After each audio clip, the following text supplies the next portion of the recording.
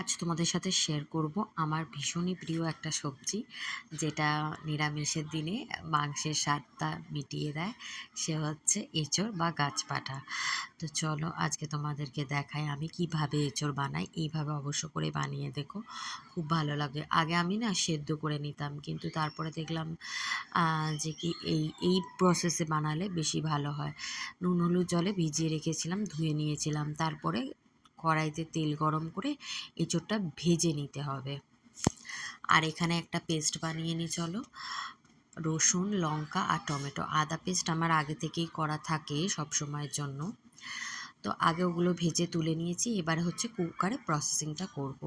গোটা গরম মশলা, গোটা জিরে আর দুটো পেঁয়াজ কুচি দিয়ে দিলাম, আর ওই পেস্টটা দিয়ে দিলাম আদা বাটা, দিয়ে দেব জিরের গুঁড়ো 1 চামচ, ধনের গুঁড়ো 1 চামচ, লঙ্কার গুঁড়ো, আর স্বাদ নিজেদের অনুযায়ী ঝালটা দেবেন।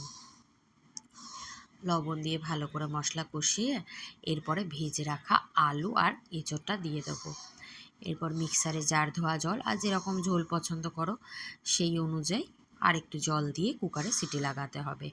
ব্যাস, তাহলেই রেডি হয়ে যাবে আমাদের খাসির মাংসের স্বাদের এঁচোড়।